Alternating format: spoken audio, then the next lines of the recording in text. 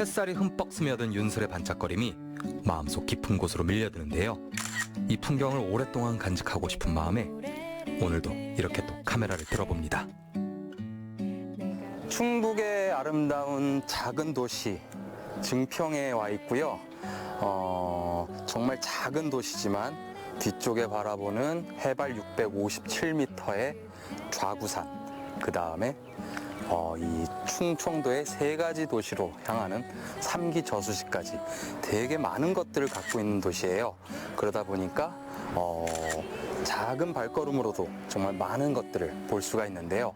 이 작은 도시 증평에 또 어떤 맛집과 또 멋진 피사체들이 숨겨져 있는지 지금은 궁금증에서 느낌표로 계속 바뀌어가는 것 같습니다. 아름다운 충북의 네 번째 도시 증평, 사진작가 차기열과 함께 떠나보시죠.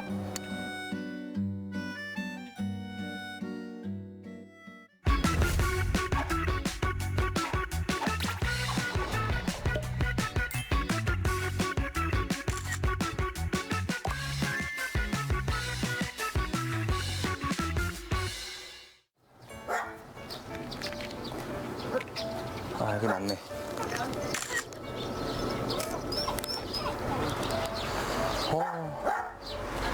아, 여기 있었구나. 와, 이거 밖에서 보니까 모르겠네. 아니요. 아이고, 오랜만이야. 아이고, 이뻐라. 이 증평의 원도심이라고 표현하죠. 옛날에는 이쪽이 전부 다 논이었고, 여기 정미소, 말 그대로 이제 쌀을 가공을 해서 이렇게 나눠주는 역할을 하는 데인데요. 여기가 보기엔 이래 보이는데 100년 가까이 됐다 그래요. 그래서 이 충청북도에서도 근대 역사 문화지로 이제 지정을 해서 관리를 해나갈 예정이라고 하는데, 사실 뭐 여러 가지 멋진 건물들 도시에도 많습니다만 저는 개인적으로 사진작가 입장에서 이런 시간을 갖고 있는, 이렇게 오랫동안 지속하고 있는 건물들의 질감이라든가 모습들을 되게 좋아합니다. 안쪽으로 들어가서 그런 어떤 모습들을 보존하고 있는지 한번 살펴보도록 할게요. 정말 요즘은 좀처럼 보기 힘든 곳이죠. 고요하고 적막한 정미소의 문을 두드려봤습니다. 흔히도 빈티지라고 얘기를 하죠. 예. 그러니까 오래된 물건은 빈티지라고 하는데, 빈티지스러운 것과 사실 진짜 빈티지는 눈으로 봤을 때도 그렇고 차이가 좀 있더라고요. 근데 여기는 정말 듣기로는 100년 정도 됐다고 하는데, 이런 질감들이나 묻어있는 느낌들, 이거는 사실은 누구도 흉내내지 못하는 정말 시간만이 갖고 있는 그런 질감들이고요. 제가 사진 프레임을 정말 좋아하는 건데, 여기가 정미소였다고 하고 지금 현재도 운영을 하고 있대요. 근데 보니까 지금 사장님은 안 계시는 것 같은데, 그래서 일단은 실내를 무릅쓰고 들어와서 구경을 하고 있습니다. 아, 탈곡길이 지금 막 돌아가는 모습들이 막 보이는 것 같고요. 아, 진짜 오래돼서 이제 막 쓸다 이제 바꾸셔야겠네요. 물론 이거는 몇 년 안 됐겠지만 이런 것도 저한테는 되게 좋은 사진 재료 중에 하나예요. 정미소는 벼나 보리 등의 곡물을 가공하는 시설이죠. 농부의 땀으로 키워낸 쌀 한 톨 한 톨이 우리 식탁에 오르기까지 꼭 거쳐야 하는 곳인데요. 제 눈에 들어온 거는 지금 가장 특징적인 건 이거 같아요. 여기가 100년 정도 가까이 됐다는 거를 증명해주는 목재 건물에서 이제 그 대들보 혹은 기둥 안쪽에 숨겨서 상량문이라는 이름을 갖고 있고요. 건물을 지은 연도, 뭐 목적, 동기 이런 것들을 이제 써놓는다고 해요. 지금 저기 글씨를 제가 보면은요, 1928년 2월 11일이니까요. 거의 100년 가까이 됐네요. 그때 건축을 했다라고 써 있습니다. 지금 사실 모든 게 멈춰져 있잖아요. 어떻게 보면 느낌이, 저는 이런 데 오면은 그 100년 전 혹은 그때 시간으로 약간 타임머신을 타고 되돌아가서 잠깐 이렇게 멈춰있는 느낌이 들고요. 아마 이 탈곡 소리가 들리면 또 좀 더 생생하겠지만 오히려 정적으로 있다 보니까 그런 소리들, 막 그 당시 때 일했던 활기찼던 모습들의 상상을 조금 더 재밌게 해볼 수 있는 것 같아요. 그 옛날 벼가 익어 황금빛 들녘을 이루면 마을마다 탈곡기 돌아가는 소리가 그치질 않았다고 하죠. 그만큼 정미소는 우리 가까이에서 이웃과도 같은 존재였는데요. 동네마다 있던 정미소는 점점 수요가 줄고 규모가 커지면서 이제는 아련한 추억 속 풍경이 되어버렸습니다. 그럼에도 불구하고 이곳 정미소는 3대째 대를 이어서 운영하면서 풍요를 이어오고 있는데요. 곳곳에 스며든 아련하고 정말 정겨운 추억들이 저에게는 너무도 매력적이더라고요. 100년 전에 막 활기차게 막 사람들 으쌰으쌰 막 그랬던 소리 들리지 않으세요? 저는 들리거든요. 제가 이상한가요? 왜 무겁잖아요. 막 쌀을 갖고 들어와서 영차 해서 막 자루에 담고 막 탈곡기가 막 돌아가면 막 먼지가 나고. 별실의 계절, 그 어떤 곳보다 분주했던 정미소의 하루가 머릿속에 정말 그림처럼 그려지는데요. 3대가 이어온 정미소의 세월은 가문의 역사 그 자체였습니다. 하나씩 그리고 천천히 들여다보니까 정미소의 시간을 정말 차근차근 읽어낼 수 있었는데요. 제가 뭐 건축의 조예가 깊은 건 아닙니다만 예전에는 지붕이 조금 더 낮았던 것 같고요. 시간이 지나고 이제 현대로 오면서 한 번 더 증축을 해서 지붕을 좀 올린 것 같아요. 아무래도 그 탈곡기가 높이가 높다 보니까 기계화가 되면서 들어오면서 어쩔 수 없이 지붕을 높이지 않았나 이렇게 상상을 해보고 있습니다. 그러면서 이제 사다리도 놓고 2층에 올라가서 뭐 이렇게 놔두고 하는 공간도 이렇게 따로 생긴 것 같아요. 3대가 대를 지켜온 자부심, 그리고 쌀알처럼 하얗게 물든 추억이 오늘보다 내일 더 분명 선명해질 텐데요. 100년의 역사를 써내려온 정미소, 앞으로 100년 더 변함없는 모습으로 우리 곁에 함께 하겠죠. 지금은 일반 식습관들이 많이 변하면서 쌀에 대한 소비가 줄어들면서 사실은 정미소라는 이 사업은 조금 사양하고 있는 사업이면은 분명하고요. 다만 이제 이런 건물들이나 갖고 있는 부분들, 예전에는 정말 정미소, 제재소, 양조장 여기가 제일 부자였다라고 하잖아요. 이제 시대의 흐름에는 이제 어쩔 수 없는 것 같습니다만 그 시간만이 주는 느낌이라든가 지금도 운영하고 있는 이 사장님의 그 지속력, 그 뚝심, 거기에는 정말 제가 좀 찬사를 드리고 싶고요.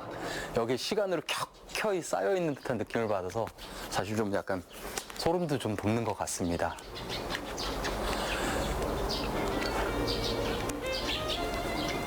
오늘도 멈추지 않고 활기차게 움직이는 정미소는 여전히 우리 배를 든든하게, 그리고 또 마음은 풍요롭게 만듭니다. 사방으로 탁 트인 푸르름에 발걸음이 정말 더 가벼워졌는데요. 날씨 좋네. 여기구나. 붉게 물든 빛깔 장미꽃들이 어찌나 강렬한 빛깔로 환영해주던지요. 덕분에 셔터 소리가 끊이질 않았습니다. 당일 몇 분이요? 예. 영업하지요. 그럼요. 야. 네, 오셔요. 포장해드릴게. 네, 금방 됩니다. 포장. 예. 안녕하세요. 감사합니다. 볶음김치요. 나왔어요.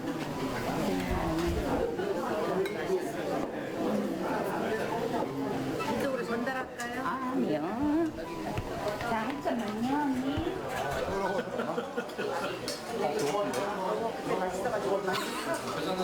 감독님 예약 안 하셨어요? 예. 아니 이렇게 사람 많은데 예약을 안 하면 어떡해요? 지금 제가 전골 맛을 봐야 되는데 자리가 없네요. 기다려야 될 것 같습니다. 여기는 꼭 예약을 하고 전화를 하고 오셔야 될 것 같아요. 와 진짜 맛집인 것 같아요. 선시사다가 모르는데. 선시 이거 안 찍어 먹기. 모든 농사를 지어서 하기 때문에 더 맛있고 신선하고 그런 것 같아요. 옛날에는 제가 한발을 했었는데 손님이 오셔가지고 이 시골에서 두부를 한번 만들어 보면 어떻겠느냐. 그래서 그때 계기로 한번 만들어 보기 시작해서 그 이제 20년이 된 거예요. 근데 실제 두부가 아침에 일찍 일어나야 되고 준비할 것도 많고 콩도 불려야 되고 해서 되게 힘들잖아요. 예, 힘들죠. 근데 저는 재미있어요. 저는 손님들이 오셔가지고 맛있다고 맛있게 잘 먹고 간다고 고맙다고 하실 때가 제일 행복하고 좋아요. 크고 거창한 것보다는 소박함의 행복을 느낀다는 사장님. 하지만 맛집은 그 소박함을 넘어서 진한 감동의 맛을 선사한다고 하는데요. 직접 재배한 콩으로 만든 손두부가 맛집의 비장의 무기랍니다. 정말 발 디딜 틈 없는 식사 시간은 맛집의 익숙한 풍경이죠. 또 고소하고 식감이 좀 또 뛰어난 것 같아요. 다른 두부에 비해. 식감. 그 씹었을 때 그 나오는 풍미 이런 게 다른 두부랑은 좀 틀린 것 같아요. 콩 원재료를 맛하니까요. 또 맛있어서 지나가다도 한 번씩 와서 좀 이렇게 포장도 해가고 먹고 한 그런 자주 오는 곳입니다. 저는. 그 전에 시골에서 직접 콩 갈아가지고 그래서 이렇게 뭐지 간수라고 그러나? 그거 넣어서 딱 바로 먹는 두부 맛. 너무 담백하고 고소한 그런 맛입니다. 제가 먹어본 두부 중에 최고 맛이었습니다.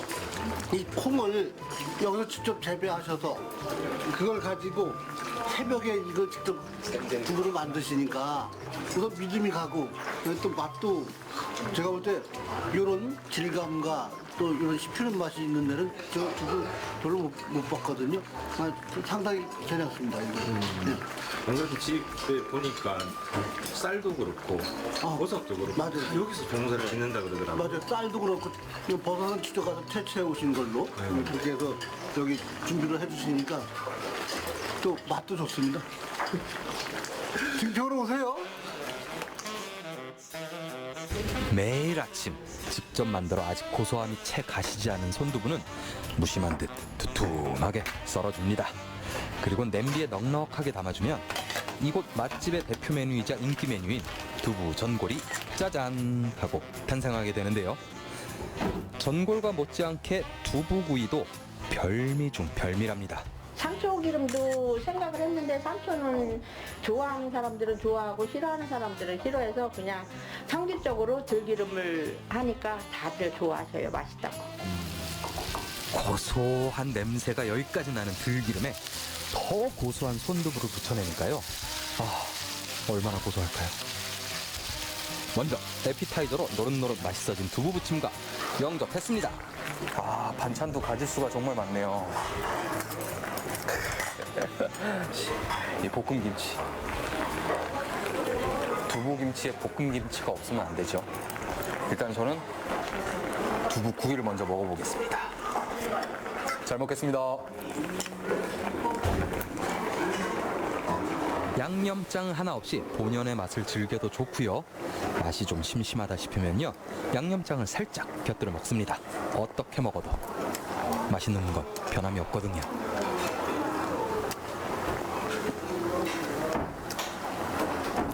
볶음김치라고 표현했었는데 이거 정말 맛있네요. 일단은 두부가 직접 담그셔서 그렇고 또 콩을 전 몰랐는데 전날부터 한 16시간 동안은 불려서 아침에 일찍 간수를 집어넣고 만드셨다고 하는데 그날 바로 만들어서 그런지 일단은 너무 고소하고요. 먹기 전에 비주얼 5점. 네, 5점. 깜빡했어요. 5점이에요. 뻑뻑하지 않아? 아니요. 전문적인 용어로 이렇게 얘기하죠. 겉바속촉. 네. 겉은 바삭바삭하고 속은 엄청 촉촉해요. 안 뻑뻑합니다.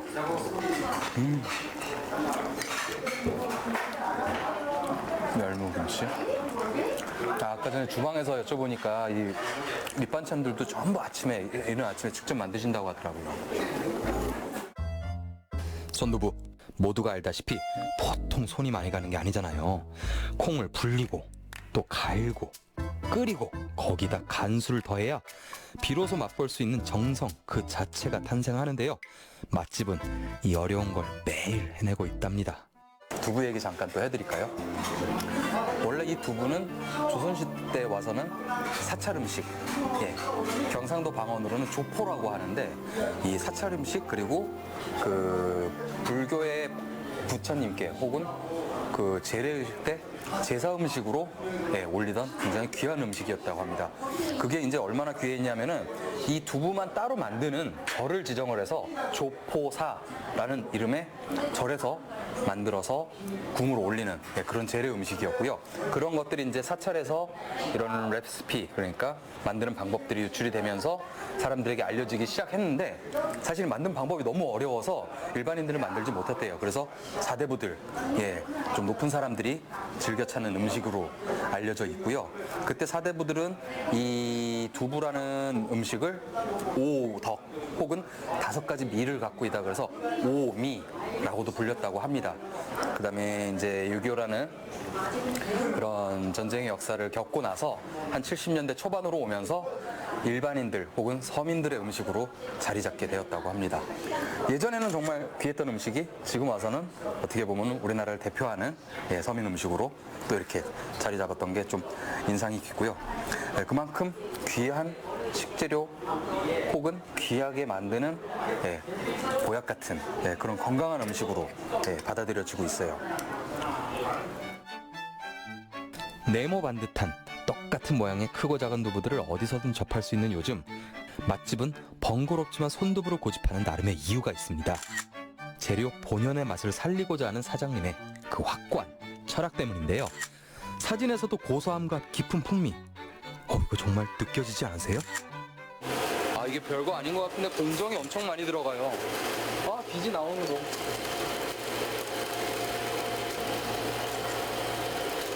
저 비지 이렇게 나오는 거 처음 봤어요. 처음 보죠? 네, 이렇게 따로. 전 짜고 남은 게 비진 줄 알았거든요. 그렇죠. 옛날에 저희 그렇게 했어요. 아 원래는 가마솥에다가 해가지고 네, 짜서. 꽉 짜잖아요. 그렇죠. 네, 그럼 몽글몽글하게 나오는. 너무 힘이 들다 보니까 이제 기계화로. 편해지긴 했네요, 확실히. 맛은 변하진 않았어요, 기계화 시키면서. 제가 그래서 간수를 직접 가지고 가서 이거 기계에 가서 직접 거기서 시험을 해보고 네. 손님들한테 와서 반응을 얘기를 하니까 똑같으래요 맛이. 간수 차이. 간수가 뭐예요, 죄송한데? 이거 두부 엉기는 거. 아, 이게 붙이는 거죠? 이거는 해가지고 두부가 돼요.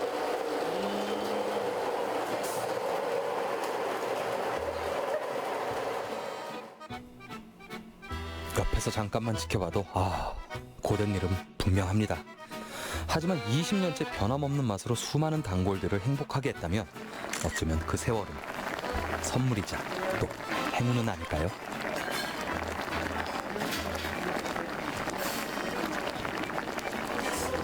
대부분 두부집에서 모두부 시키면은 그냥 간장이랑 두부 하나 통으로 이렇게 나오거든요.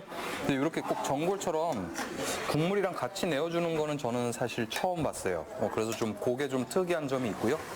이렇게 보글보글 끓여 먹으니까 아마 처음부터 끝까지 따뜻한 맛을 유지하면서 먹을 수 있을 것 같은 네, 그런 장점이 있는 것 같습니다. 일단은 요거는 또 국물이 있으니까 순두부 대용으로 이렇게 부셔서 먹는 게 더 맛있을 것 같아요.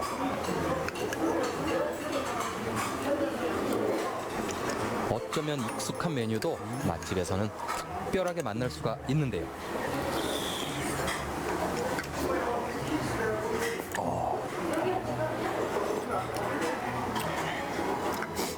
국물이 진짜 좋네요. 김치는 이렇게. 근데 이게 전골용인가요? 아니요, 이거 두부김치.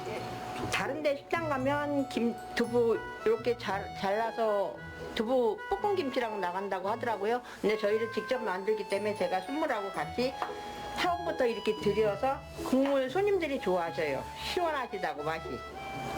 시중에서 유통되는 그런 일반적인 두부랑은 조금 다르게 아까 전에 뻑뻑하냐고 감독님께서 물어보셨는데 그 뻑뻑함이 아니고요. 찰지라고 표현해야 되나요? 네, 탱글탱글.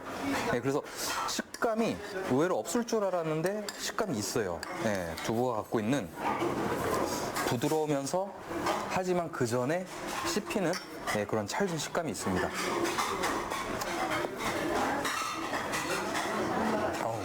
고소한 건 말할 것도 없고요.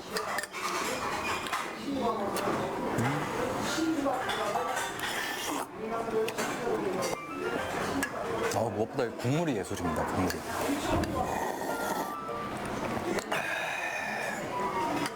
사실 제가 여기 오기 전에 살짝 찾아봤거든요. 너무 궁금해서. 여기 깻잎 맛있다 그러는데 깻잎 왜 안 주셨지? 사장님, 혹시 깻잎 있어요? 집 반찬을 그대로 옮겨놓은 듯한 정갈한 반찬들. 그중 이 깻잎 장아찌와 두부의 조화는 와 진짜 지금도 생각나네. 맛보지 않으면요 말로 설명할 수 없다기에 냉큼 입에 채워봤는데요. 에피타이저라고 할 수 있는 음식일 수도 있겠지만 사실은 뭐 메인 요리에 뒤지지 않을 만큼 훌륭한 음식 한 상 차림이 되는 것 같고요. 두부가 또 이제 식물성 단백질이 풍부해서 마치 고기 한 덩이를 먹는 듯한 그런 건강한 맛까지 건강까지 챙길 수 있는 그런 요긴한 재료인 것 같습니다. 전골 나온 거예요? 이 모두부 좀만 냅둬주세요. 다 먹을 겁니다. 우와. 보고 있으면 정말이지 와 하는 감탄사가 절로 새어나오는데요. 두부 전골의 감칠맛을 더해줄 재료들이 냄비에 차곡차곡 채워질 때마다 제 설레임도 차곡차곡 채워집니다. 이건 어떤 육수예요? 저희 집 비법이에요. 알려주세요. 멸치 육수예요, 멸치. 그 멸치 육수는 다른 일반 가게도 다 하는 거잖아요. 아니죠. 다 같은 멸치 육수가 아닙니다. 저 나름대로 육수를 멸치 육수하고 여러 가지 배합을 해서 만듭니다. 가득 찬 냄비 위에 사장님의 인심을 한 술, 두 술 더해봅니다. 그렇게 한 소끔 끓여내면 본격적인 맛의 감동이 시작됩니다. 전골 나갑니다. 해외 생활을 오래 하면서 이제 남미 쪽에서 특히 생활을 할 때 이런 불에 직접 보글보글 끓여 먹는 음식은 사실 거의 없었던 것 같아요. 이제 물론 뭐 스페인어로 소파, 그리고 이제 국이라고 하는 깔도 이런 것들은 이제 많이 있는데 사실 우리나라처럼 이렇게 뭐 전골, 뭐 국, 탕, 찌개, 국물 음식이 많이 발달된 나라도 없는 것 같고요. 밥이 꼭 있어야 될 것 같네요. 공깃밥 주고 가셨네? 고맙습니다. 안 그래도 밥 시키려고 그랬는데. 근데 밥이 또 이렇게 왜 이렇게 색깔이 엄청 좋네? 밥의 윤기가 자르르 흐르는 데는 다 이유가 있기 마련이죠. 쌀 역시 직접 농사 지은 것만을 사용하기 때문인데요. 정말 밥만 먹어도 맛있다는 걸 실감할 수 있었습니다. 이 논도 다 여러 종류예요. 뭐 쌀이랑 다 똑같은 쌀이 아니고 저희 애기 아빠가 이제 농사를 영농 후계자다 보니까 전적으로 많이 신경 써가지고 저희 집에서 쌀도 판매도 하고 손님들이 밥이 맛있다고 쌀도 많이 사가시고 택배로도 많이 나가고. 보글보글 끓는 국물에 손이 먼저 가지 않는 건 정말 있을 수 없는 일이에요. 고소하면서도 담백한 두부, 그리고 깊고 진한 국물의 그 조화가 과하지도 부족하지도 않았습니다.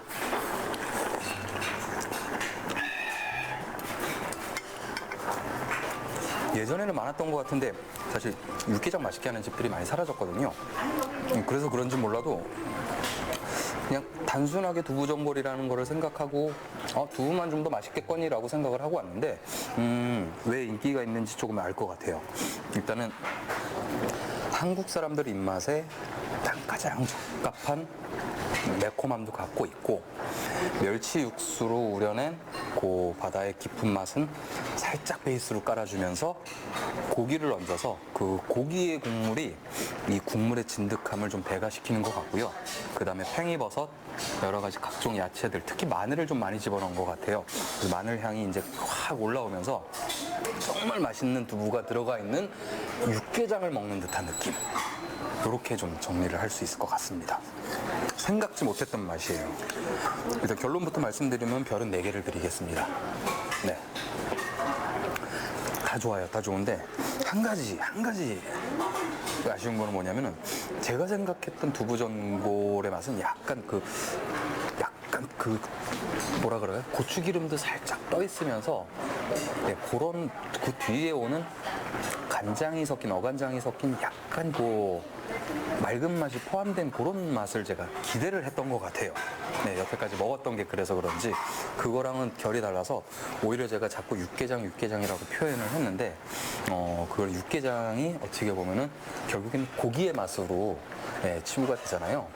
그래서 그 고기의 맛이 어떻게 보면은 이 두부의 그 고소함을 살짝은 좀 방해를 하지 않았나라는 생각이 들어서 별을 하나 뺐고요. 그렇다고 음식이 절대로 맛이 없는 게 아닙니다. 맛이 있습니다. 이건 어디까지나 제 기준이에요. 하지만 일단 밥 너무 맛있어서 여기서 반 개는 더 드리고 싶네요. 그래서 마지막 최종 정리를 하자면 별은 4.5개를 드릴까 합니다. 매일 아침 아무도 보지 않는 곳에서 만들어내는 고소함과 부드러움, 그 땀과 정성으로 차려낸 밥상은 손두부처럼 부드럽고 또 포근하게 우리 마음을 감싸줍니다. 증평의 슬로건이 제가 알기로는 건강과 행복을 동시에 가지고 있는 녹색 마을이라고 하는데요. 정말 그 슬로건 못지않게 정말 다양함, 그다음에 건강, 행복 여러 가지 것들을 조그만 지역이지만 다 갖고 있는 지역이 증평인 것 같고요. 오늘 증평 여행 정말 건강하고 행복하고 좋았습니다. 감사합니다. 오, 쫀다.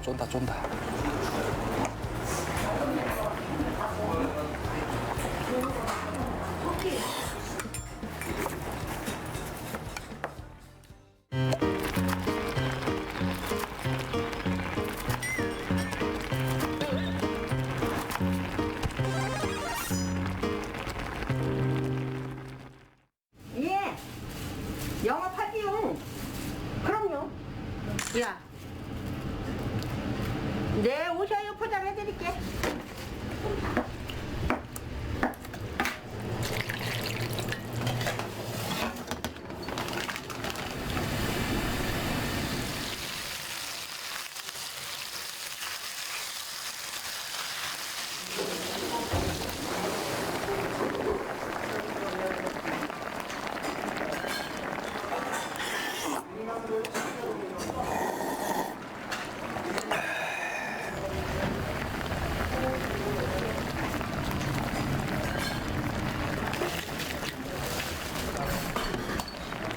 전골 나갑니다.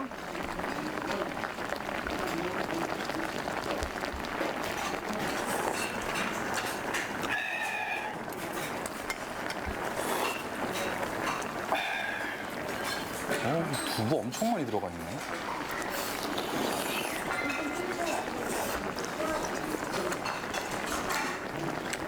독특하네.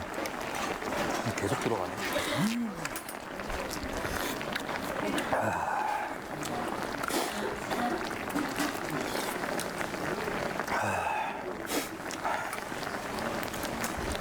감사합니다.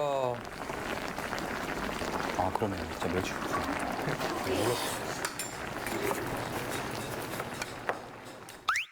뭐해라는 두 글자에 네가 보고 싶어 날 속맘에 담아 아침 공기가 선선하대요. 여러분 안녕하세요. 이 작은 고추가 맵다라는 말이 우리 증평군에 딱 어울리는 말이 아닐까 싶습니다. 우리나라에서 울릉군 다음으로 2번째로 작은 도시. 하지만 알고 보면 이야기도 많고 볼거리도 참 많은 곳인데요. 그래서 오늘 여행의 콘셉트는 익숙하지만 색다른 것. 여기가 보감천 생태공원인데요. 이렇게나 키가 큰 나무가 있어요. 아파트랑 비슷할 정도라니까요. 이 옆에는 봄이라고 새롭게 꽃밭도 만들어지고 보감촌도 흐르고 있어서 물소리도 굉장히 듣기 좋은 곳입니다. 이렇게 아는 곳인데 저런 데가 있었어? 이게 바로 오늘 여행의 포인트예요. 포인트. 함께 가보실까요? 예쁘다.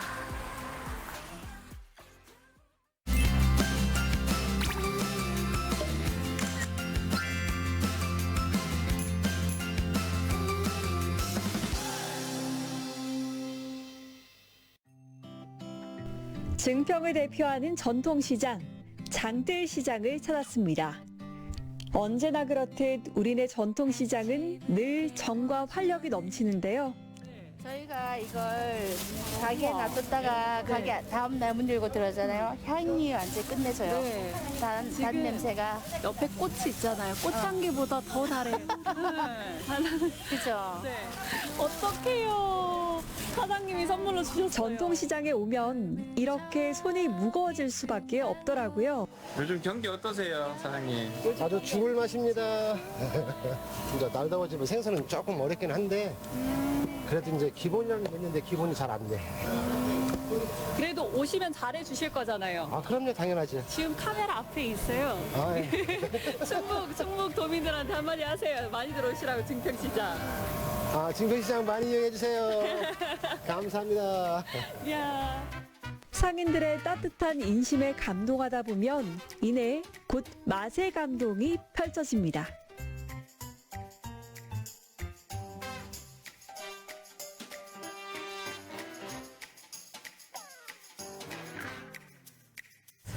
제가 또 혼자 사니까 엄마한테 매번 얻어먹기가 좀 민망할 때가 있거든요. 그럴 때는 반찬 가게를 주로 이용하곤 합니다. 안녕하세요. 야, 저 바쁘시구나. 안녕하세요.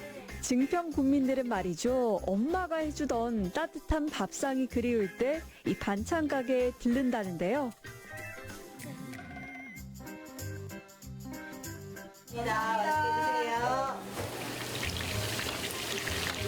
지금 뜯는 게 뭐예요?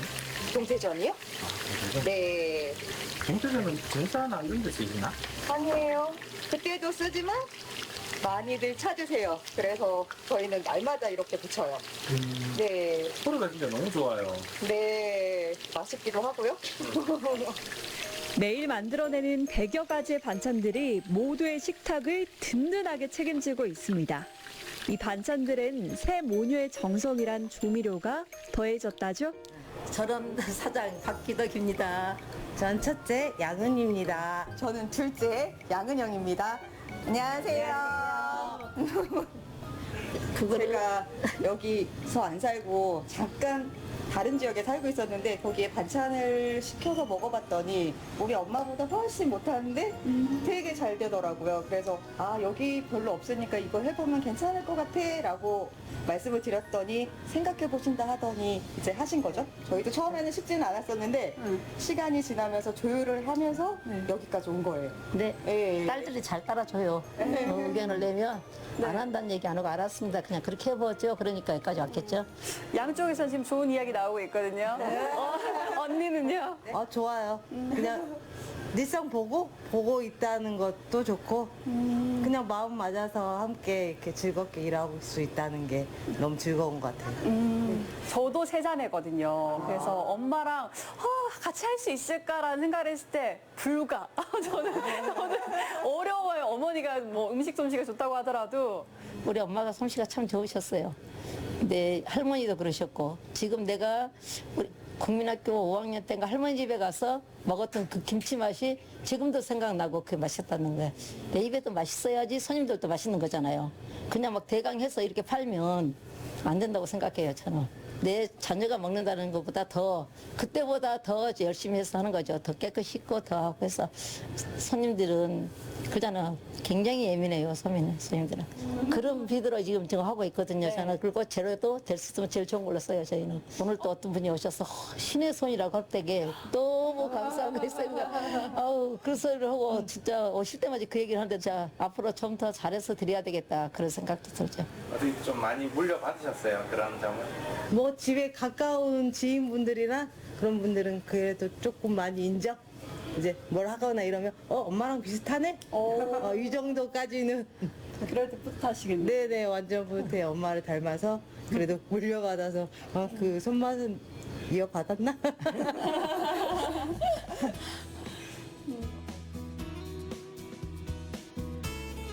마음이 함께 되어서 장사 잘 되고 그럴 때 제일 좋죠. 기분 좋고 그리고 이제 서로 마음이 맞죠. 많이 오실 때 맛있다고 하실 때 맛있다는 얘기를 좀 많이 하니까 그래서 이제 자부심을 갖고 하는 거죠.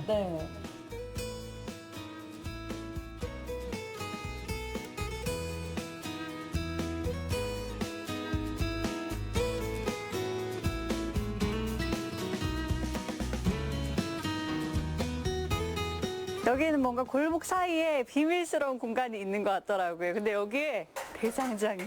안녕하세요. 안녕하세요. 야, 막 작업하고 계시네요. 예. 진짜 많아. 여기 홈이 제가 아는 건 홈이밖에 없거든요. 여기에서 어떤 거 만드시는 거예요?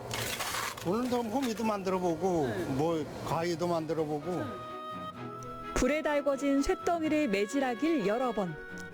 단순한 기구를 만든다는 그 마음을 넘어 옛 전통을 지켜가고 있는 최용진 대장장이를 만났습니다. 그러면 언제부터 하신 거예요? 제가 여기 온 지 한 50여 년 되죠. 진짜 오래되셨네요. 오래됐죠. 네. 그럼 이런 기술들은 누가 가르쳐 주는 분이 계실 거 아니에요? 처음에는 아버지가 사업에 실패하셔가지고 난 좀 어렸을 때지. 그거 아버지가 말씀하시기로 대장장이가 되면은 밥은 굶지 않고 먹고 살겠더라. 근데 그게 자꾸 귀에 어린거려. 그래 이제 어려서 이제 초등학교 이제 졸업하고서 바로 가서 남 집에 가서 일도 해보고 이랬는데 힘들어. 엄청 힘들고 그래서 이제 충주로 이사를 가게 됐는데 이제 매양의 인류기술자요. 그리고 거기서 일을 하는데 일을 하는데 돈도 잘 벌고 엄청 재미가 있더라고요. 네. 그런데 일을 하다 보니까 매형이 약주를 좋아하셔가지고 자꾸 집을 배우는 바람에 내가 일찍 배웠지 아주. 그래서 일찍 이렇게 나온 거예요 여기는. 어떻게 보면 더 좋았네요. 빨리 얘기해 주시잖아요. 지금 그 사이에 또 손님들 오셨거든요. 뭐 사러 오셨어요? 칼 사러 왔어요. 칼. 보칼 여기서 사야 잘 된다. 하나 주세요. 그 전에 그럼 칼 써보시는 거예요? 그럼요, 써봤죠. 창칼도 사가고, 보칼도 사가고, 호미도 사고, 다 사갔어. 보칼. 그래가지고 그만큼 좋아요? 좋아요. 묵도 안 나고, 얼른 관리도 안 하고, 계속 써도 그렇게 잘 가네. 그래가지고 좋아가지고. 보호칼 2개 요렇게 직접 다 쓰실 거예요? 여기 친구 하나 하고. 하나. 처음 오신 거예요 여기? 예, 그렇죠. 증평장 옛날부터는 네. 아는데 여기 방송에 나오고 그래서 좋다는 건지 알고서 여기 온 길에 하나 사는 거예요. 사실자 요 칼 보시니까 어떠세요? 좋아요. 딱 보여요 그런 게? 그럼 나이가 몇 살인데 그것도 못 보면 어떡해. 오늘 저녁에 가가지고 이 칼 가지고 무슨 요리 해드실 거예요? 맛있는 거 해 먹어야지 뭐. 뭘 할지는 계획은 없어. 어머니 맛있게 드세요. 잘 쓰시고. 사장님. 대장장이 외길 인생을 걸어왔지만 여전히 쇠를 다루는 매일이 새롭고 즐거울 따름이라는데요. 50년이 지났으면 그 사이에 만드는 제품도 좀 달라졌을 것 같아요. 지금은 이제 이 농기구는 거의 사라졌고 지금 이제 기계 부품 어디서 이제 기계에 쓰는 재료라든가 집게라든가 예를 들어서 이제 이런 거. 요건 뭐예요? 요런 건 가을에 추수하고 논에 보면은 큰 볏짚 묶은 거 허연 게 많죠. 그거 묶는 베일러 칼이에요, 베일러 칼. 이게 일회용인데. 이게 일회용이라고요? 아니, 쓰고서 버리는 거요. 근데 여기 와서 다시 수선하면은 새 거보다 더 나아. 그래서 아주 최고 인기를 받고 있어요. 이런 거는 회사에서 AS 받기도 쉽지 않겠어요. 쉽지 않죠. 근데 거의 다 이제 모르면은 버리고서 사는데 지금 아는 사람들 많아졌어요. 이야, 또 방송 나가면 많이 오시겠는데요? 여기 충청북도는 거의 다 알아요. 근데 뜨거운 불 앞에서 하는 고된 노동이잖아요. 근데 뭐가 그렇게 재밌으셨을까요? 이거는 지금 대장일로 뭐 이렇게 힘들게 뭐 한다 하지만은 저는 예술로 생각해요. 이 화가가 그림을 잘 그리듯이 또 도자기쟁이들이 이렇게 도자기를 잘 굽듯이 이게 예술 중에 예술이요. 무쇠 예술. 제 손이 이게 무쇠 마술사예요. 최용진 씨는 단단한 쇠보다 더 단단한 고집으로 대장간을 지켜갈 겁니다. 그리고 그 뜨거운 불 속에서 탄생하는 건 사라질 낡은 기술이 아닌 예술입니다. 어여 차 미영차 어여 차 미영차 어여 차 미영차 어여 차 미영차 어여 차 미영차 어여 차 미영차 미영차 어여 차 미영차 어여 차 야, 저런 풍경은 100년 전에나 볼 수 있었던 거 아닐까요? 오, 신나게 안녕하세요. 안녕하세요. 야, 바쁘시죠? 야, 아니 뭘 그렇게 다 신나게 하시는 거예요? 네. 지금 이게 가래질 하는 게인데 논두렁 가래질이라고 하는데 옛날 여기다 판판하게 밟아주셔야 이게 물도 안 새고 비가 와도 무너지지 않고 그러기 위해서 이 가래질이라는 걸 하고 있습니다. 잘 밟겠습니다. 아, 근데 이거를 왜 다 가족분들이신 거예요? 아니요, 가족분이 아니고 여기 둘에 보존하니까 둘에서 오늘 이 집거 하고 내일은 저쪽에도 하고 이렇게 하는 겁니다. 그럼 두레가 뭐예요? 두레라는 것은 공동체로다 내꺼 따지지 않고 그 집단 생활을 하기 위해서 이렇게 두레라고 하는 겁니다. 그럼 품앗이처럼 일 돕는 거예요? 품앗이가 아니고 품앗이는 오늘 우리 거 해주고 내일 저집 걸 해주고 그래야 되잖아요. 이건 공동체예요, 공동체. 내꺼 따지지 않고. 근데 아까 작업할 때 보니까 뭐 여기영차, 저정차 뭐 하시던데요? 그건 서로 이걸 가래줄을 당기다 보면 힘이 들잖아요. 그러니까 영차 하고 힘있게 당기기 위해서 영차. 그래서 다들 하나같이 표정이 밝으시더라고요. 근데 그거는 그러면 모내기 할 때도 뭐 심는 것도 있을 것이고 아까 제 가래질이라고 했나요? 이런 거 여러 가지 있을 텐데 뭐 노래도 달라져요? 노래는 다 이제 뭐 심을 때 다르고 김매기 할 때 다르고 보리 타작할 때 다르고 다 소리가 다르죠. 아리랑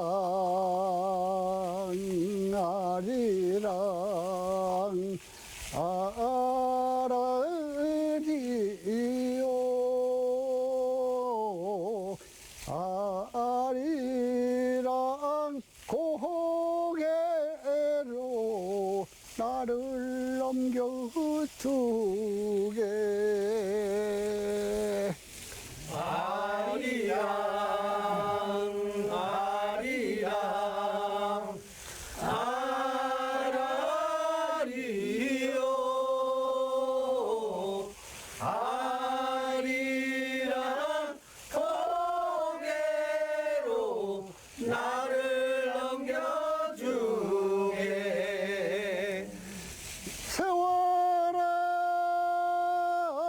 가려거든 너 혼자나 가지 아까운 이내 청춘 왜 데려가나. 이게 그러면은 증평 아리랑인 거예요? 예, 지금은 증평이라고 하는데 옛날에는 우리 어려서는 증평이 아니고 장뜰, 장뜰의 소리라고 했죠. 네, 뭔가 향토적이고 수덕적이고 멋있네요. 마음의 심금에 뭔가 울리는 게 있어요. 옛날에 못 살고 못 먹던 시절, 배고프던 시절에 한탄 많은 소리지요. 그러면 이제 증평에 오면은 특히 두레관 여기를 찾으면 볼 수 있는 거예요. 들노래 축제라고 해가지고 그때 있습니다. 그때도 구경 많이들 오셨습니다. 그것도 박물관 앞에서 하는 거죠? 이 이론에서 하고 있습니다. 6월 둘째 주 거기가 이제 그때쯤 직접 모시기도 하고 김내기도 하고 다 합니다. 역사와 전통을 이어오고 있는 우리 증평 장대의 둘의 보존회 공연이 궁금하시다면 증평 민속박물관으로 오시면 됩니다. 놀러 오세요. 우리 장들 둘러라 축제에 많이 놀러오세요. 날 증평 장날이요.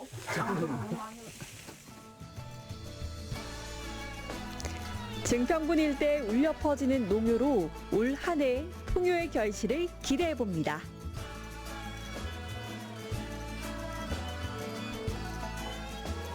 저기가 증평 성당, 맞은편에 계신다고 했는데 여기는 공터고 저긴가? 아, 저기 맞네요. 메리돌 병원 시약소 저기입니다. 저 의미 있는 곳에 의미 있는 손님이 와 계신다고 해서 찾아왔거든요. 들어가 볼게요.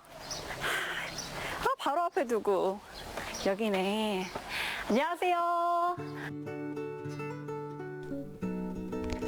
규모는 작지만 증평 역사의 한 획을 긋는 의미 있는 공간을 찾았는데요.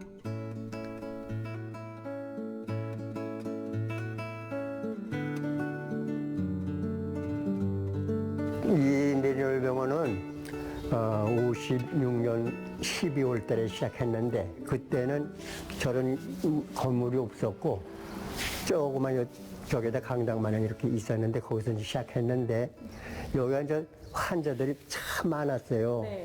요 앞에 건물이 있으면 그 건물서부터 여기서 한 200~300m 될 거예요. 거기까지 이렇게 환자들이 쭉 서 있었습니다. 처음에는.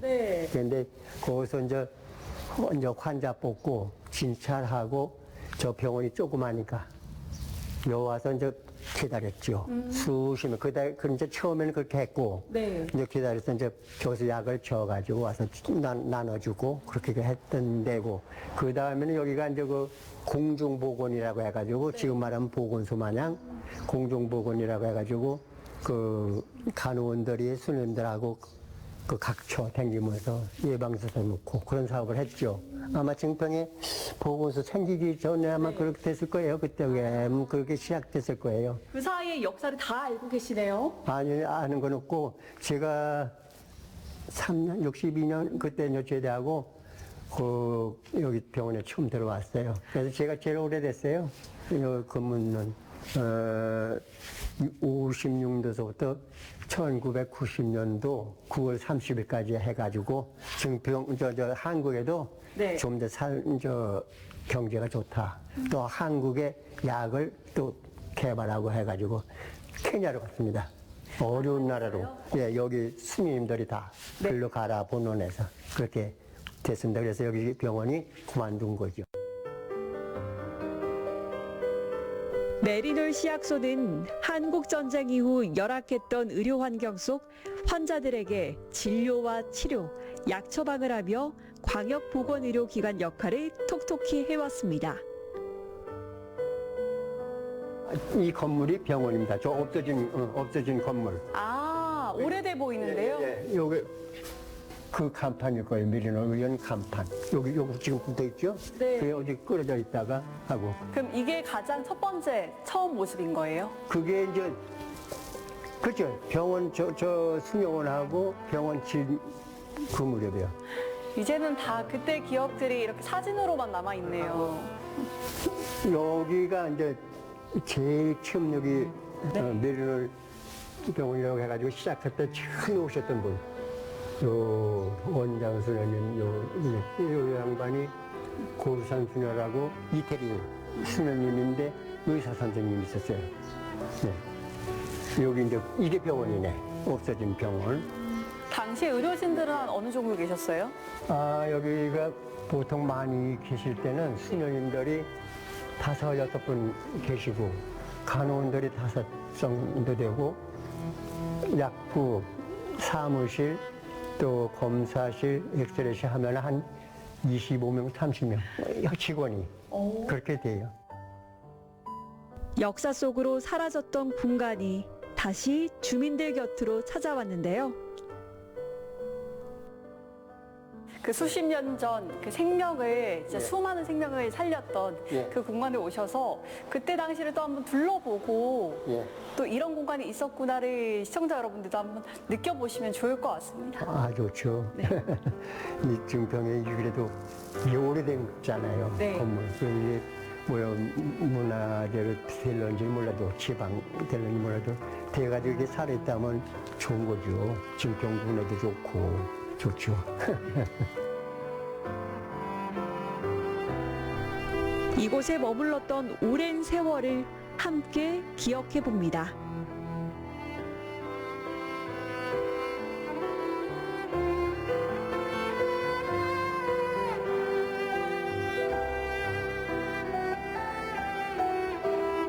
와, 올라와도 추성산성 도대체 어디 있는 거야? 야, 진짜 안 보이네요. 어디 있을까요? 추성산성이 안 보이는데. 엄마야. 아이고, 안녕하세요. 네, 안녕하세요. 깜짝 놀랐어요. 추성산성 혹시 어딘지 아실까요? 지금 선생님께서는 추성산성 안에 위치하고 있으시고요. 네. 여러분 오실 때 이제 토축산성이다 보니까는 구분이 상당히 힘드셨을 겁니다. 그래서 그런 부분에 있어가지고 제가 알려드리도록 하겠습니다. 토축산성이요? 네, 흙으로만 쌓은 성이라는 뜻입니다. 아니 안 그래도 와도 흙밖에 안 보이더라고요. 근데 산성인 줄 어떻게 아신 거예요? 일단은 전문가들은 일단은 인위적으로 성이 쌓여 있는 부분을 알고 있습니다. 그래서 정밀 조사를 실시하게 되어 있는데 그 산성이 어떻게 흙으로만 쌓여져 있는지 그 방법 자체도 굉장히 저희가 이제 연구를 하게 됩니다. 그 연구 결과에 따라서 이곳은 순수 흙으로만 쌓은 성이라는 것을 저희가 발견하게 되었습니다. 뭔가 박사님 같으시기도 하고 아니 누구시길래 이렇게 잘하시는 거예요? 네, 증평군에서 근무하고 있는 학연구사 정한표입니다. 예. 그럼 제가 만나러 오신 분 맞는 것 같은데요? 네. 그렇군요. 그럼 여기가 다가 아닌 거죠? 네, 그렇습니다. 그럼 살짝 안내를 해주시면 따라가 볼게요. 예, 위로 한번 올라가셔서 전당대도 한번 구경을 해볼게요. 가시죠. 추성산성은 4세기 때 축조된 산성인데 그 시대가 내려올수록 석축으로 그런 산성들이 많이 나타납니다. 북방의 고구려 같은 경우는 4세기에도 뭐 석축산성이 있을 수는 있지만은 이제 백제나 신라의 경우는 4세기 때는 거의 대부분이 흙으로 된 성이 이렇게 혼재되었던 걸로 제가 알고 있습니다. 와, 4세기 때부터라고 하면 지금 2023년도 그러면 1600년 이상이요? 네, 1600년 이상입니다. 그럼 학계에서도 되게 중요한 의미를 갖겠네요. 굉장히 좀 중요한 의미가 있습니다. 4세기 때 백제에서 축조된 산성은 서울의 몽청토성, 풍납토성, 그리고 충주의 탕금대토성, 그리고 지금 추성산성이 있습니다. 그러면 여기 혹시 추성산성만의 뭐 특별한 점이라든지 독특한 부분이 있을까요? 일단은 제가 볼 때 가장 중요한 의미는 산성이라고 하면은 이제 방어적인 그런 개념이 있잖아요. 적들이 왔을 때 그 산성 안으로 들어가서 이 지역을 지키기 위해서 산성 안을 사수하는 그런 경우가 있는데 제가 봤을 때는 이 추성산성은 그때 당시 주민들이 이곳에서 상주하면서 살았던 것 같습니다. 그래서 고대 도시의 어떤 그런 생각을 하고 있습니다. 그럼 지금의 뭐 저기 아파트 군락이라든지 주거단지가 다 여기 안쪽에 있었던? 네, 그렇습니다. 그럼 여기 한 규모는 한 어느 정도 될까요? 규모는 추성산성이 남성과 북성으로 나눠져 있습니다. 지금 서 있는 부분은 남성인데 둘레는 한 1411m 정도 됩니다. 그리고 북성은 한 529 정도에서 조금 작게 조성이 되어 있습니다. 그래서 둘레가 거의 한 1.4km 정도를 저희가 이제 성문이 돌아가고 있는 걸로 확인하였습니다. 오, 그래도 이제 생활지로선 되게 크게 축조가 될 거네요. 그렇습니다.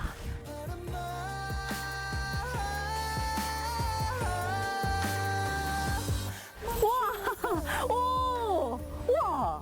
지금 보시다시피 증평 시내가 다 한눈에 바라보고 있고 날씨가 좋을 때는 저희가 세종시까지도 저희가 볼 수가 있습니다. 우와, 정말 올라온 보람이 있습니다. 마음도 뻥 뚫리고 이런 거 안 올라와서 못 봤을 거잖아요. 또 선생님 덕분에 이야기 들으면서 오니까 추성산성도 찾고요. 또 그에 대한 이야기도 들을 수 있어서 너무 감사했어요. 네, 그 추성산성 둘러보면은 저희가 8차례 발굴 조사를 했습니다. 그때마다 중요 유적에 대해서는 저희가 안내판을 설치를 해서 오시는 분들에게 이제 그 이해를 쉽게 할 수 있도록 했는데 선생님께서도 이제 추성산성을 이제 관람을 하시면서 그런 안내 인내판도 한번 숙지를 하시고 네. 하산하시면은 더욱더 좀 보람찬 그 추석 산성 여행이 되지 않을까 생각하고 있습니다. 숙제도 있군요. 알겠습니다. 전 조금 더 즐기다 할게요. 네. 감사합니다. 감사합니다. 우리가 오래 지켜야 할 소중한 역사는 역시나 기대를 저버리지 않았습니다. 마지막 장소 이 증평 추성산성 한 번쯤 와볼만 합니다. 사실은 그 이상 강추. 여러분 아름다운 충북 아름다운 증평 이번 여행은 어떠셨어요? 저는 사실 마음이 조금 급했어요. 갈 데도 많고 막상 가보니까 들을 이야기도 많고 근데 참 잘했다라는 생각이 듭니다. 한 공간 한 사람이 가지고 있는 그 역사 이야기가 더해지면서 조금은 더 색다르게 또 더 크게 와닿았던 하루였습니다. 한편으로는 우리 증평이 어떤 모습으로 바뀌어 갈지 또 그 자리에는 어떤 이야기가 남게 될지 기대도 되고요. 오늘 증평 여행 콘셉트 기억나시죠? 익숙함 속의 색다름. 여러분은 그 특별함 발견하셨나요? 아직이라면 이번 주말 증평으로 향해 보시죠. 저는 다음 시간에 봐요.